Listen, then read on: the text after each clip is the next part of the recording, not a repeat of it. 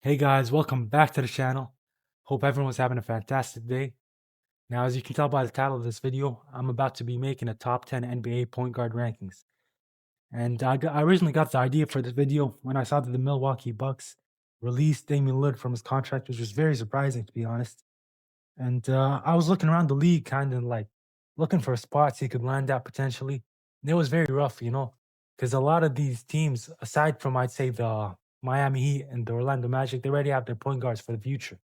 So, and I'll get into that on another video and talk about Damian Lillard and what's going to happen to his future. But for right now, I wanted to focus on these rankings, and let's get right into it, guys. Without further ado, now at number one, I have Shea Gilgeous-Alexander of the Oklahoma City Thunder.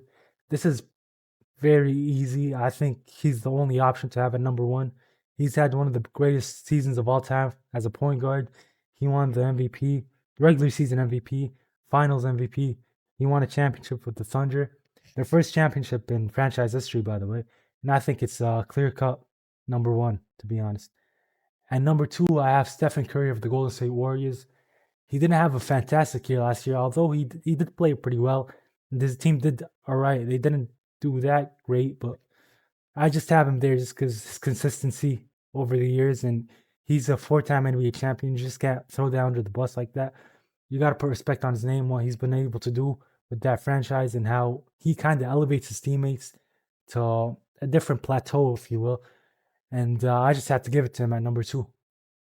And at number three, to round out the top three of like the elite point guards, I'd say in the league right now, is Luka Doncic of the Los Angeles Lakers. He didn't have a fantastic year last year. He obviously got traded midway through the year from the Dallas Mavericks in a surprise move that sent him to the Lakers. And he didn't hit the ground running, to be honest. He had a couple slow games to start, and he was dealing with a bit of minor injuries here and there. But he eventually got it rolling. They had a surprise exit in the playoffs. Actually, it wasn't that surprising. It's just that it happened in 5 games. But I think that in the future, he'll have many opportunities to go deep in the playoffs, especially with the Los Angeles Lakers being such a premier franchise, and like a lot of players want to play for them, play for that purple and gold. So yeah, he has a very bright future. But I think from what I've seen so far in his career, he's really failed to capitalize in the playoffs, and he hasn't had the best teams around him so far. But I still think that one finals trip is not enough for a player of his caliber, player who's as good as him. And I think defensively, that's why I have him third, to be honest. If he was a dog defensively, I'd probably have him first or second. I don't know, but yeah, so I had to put him third for right now. Now at number four, I have Cade Cunningham of the Detroit Pistons. And honestly, this kind of surprised me when I was making this list that I had him up this high. Just off it's only his third year, and like having him in this high is kind of crazy. But he's proved that he's a top tier point guard. He's had a great season last year with the Detroit Pistons, kind of elevating that team and that franchise. They went from a lottery pick team to like one of one of one of the better teams, I'd say, in the Eastern Conference. And I think they're gonna just hit another level this year with all the additions they've had so far. Hopefully Malik Monk isn't out for too long. I know he's having that investigation and stuff. But yeah, Kate Cunningham, he's a dog. He averaged like I think 24 to 26 points. I'm not sure how much exactly he averaged, but he also led the league in assists. And I think he's a player with a lot of potential, and he's gonna go far in this league. He's gonna have an amazing career, and I can't wait to watch it, to be honest. Now at number five, I have Kyrie Irving of the Dallas Mavericks.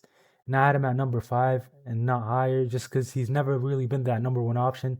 Even though he has the game that's fit to be a number one option, but he's never really been that. And now that Luke is off the team, he's gonna be that main guy.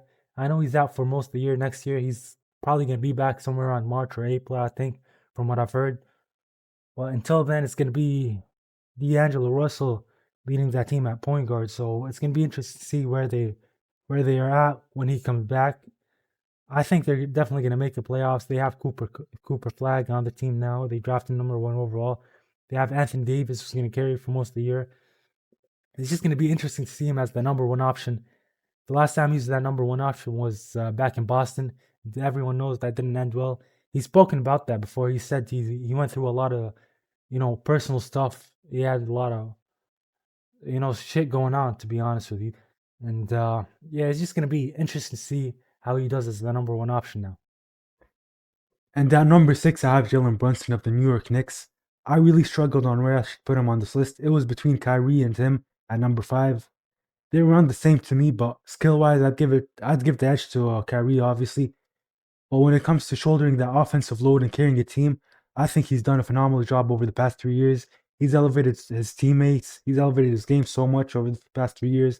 And the Knicks keep getting better and better, and they keep getting farther in the playoffs every single year. And it's mostly thanks to him and his playoff heroics. Over the last 2 years, he's had multiple games where he's dropped 40. I remember the first round of last year against Philly, he had 3 games where he dropped 40 or something crazy like that. And he has this number six place locked down very deservedly. And I think one more season of him playing at this level, and I think he's up there with the Lucas, the Shays of this world. Just that's just how good he is offensively. Now at number seven, I decided to go with Tyrese Halliburton of the Indiana Pacers. Now some of you might say that's too low, and how he was one of the best players, if not the best player, on a championship caliber team that pushed the Oklahoma City Thunder to 7 games in the NBA Finals. But when I look at the players I put above him, I honestly believe this is where he belongs. He's a great player who had one of the craziest playoff campaigns in recent history, hitting buzzer beater after buzzer beater. But when I look at his overall offensive game, as dynamic as he is, he just has moments in the half court where he kind of looks too passive. He's not looking for a shot. He's looking to pass it off every single time. And I think for him to take that next step in his game after he comes back from an injury, of course, terrible injury that he had in the finals, but when he comes back, I think he should just try to be more aggressive. Even if he misses, even if it's not the best shots, he should just be more aggressive to open up lanes for his teammates and get more open shots for his teammates. That way he can be a proper top five point guard for me. And that number eight, I have De'Aaron Fox of the San Antonio Spurs. Now Fox is one of the fastest and probably the most athletic player on this whole list. I believe him and Wembanyama and Stefan Castle, along with the number two overall pick in this year's draft, Dylan Harper, could really make a lot of noise in the Western Conference. He's a mid-range specialist, along with being one of the most clutch players in the league, and a veteran presence who carries himself very well, and that stuff matters when you're trying to win. The only negative to his game that I can think of right now is his shooting capabilities. Outside of the mid-range shot, when it comes to three-point shot, he's shot 31% from three this year, and that's just something he has to pick back up so he can be higher on this list for me. And at number 9 on this list, I have Tyrese Maxey of the Philadelphia 76ers. Tyrese Maxey, similar to De'Aaron Fox, is a fast and twitchy point guard who can beat some of the best perimeter defenders off the dribble or in a pick and roll situation. Last year was a bit of a rough year, not just for him, but for the whole team as they dealt with nagging injuries and inconsistencies for the most part. But I really had Tyrese Maxey up here because of what he was able to show in the year before this one, where he averaged around the same numbers as this year, which were 26 points and 6 dimes a game, but he played in 35 more games and was way more efficient. I think the efficiency thing is mostly from him being the only person who could score on that team at times when McCain, Paul George, and Joel Embiid were out. This is a team that traded for Quentin Grimes and basically was him being the second option for half the season, so it's definitely not his fault for those inconsistencies. He had a great showing in last year's playoffs in the first round, where he cemented himself as one of the better point guards in this league. But there's always two sides to the ball, and he doesn't do enough offensively to hide how much of a black hole he can be on defense sometimes. Which the same goes for the last player on my list, who at number 10 is James Harden of the Los Angeles Clippers. James Harden is a future Hall of Famer and multiple time All Star with perennial first team All NBA honors to his name. What he was able to do last year with the Clippers is nothing short of phenomenal given his age. He managed to drag a team that was mostly defensive specialists and 3-and-D role players to the playoffs. I obviously have to give credit to Big Zoo and Norman Powell. They played a huge role in helping him as well, but a lot of that was hard.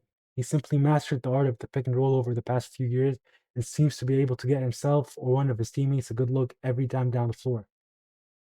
His game obviously has many limitations, as I mentioned before.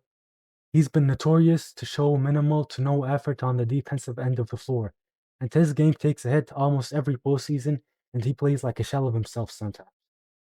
I think this will most likely be his last year as a top 10-ish point guard in the league, It's clear that his shot making isn't at the same level as it used to be, and his first step lost a lot of burst, especially driving to the left. It's only a matter of time before he's replaced by someone else. And that's pretty much it. Thank you guys for watching so much. That's my top 10 NBA point guards list. And if you disagree with what I had to say, please drop your list down below and tell me who I slept on. Maybe mention some honorable mentions. I know I missed a couple players like Damian Lillard, Trey Young, but to me, the players I put above them have just done so much over their careers. Not just over their career, they're at like a better place right now in their careers, and they've been playing better. So I just have to put them above, the snubs. So yeah, just drop a like, comment down below, subscribe to the channel. Thank you guys for watching so much. I'll see you next time.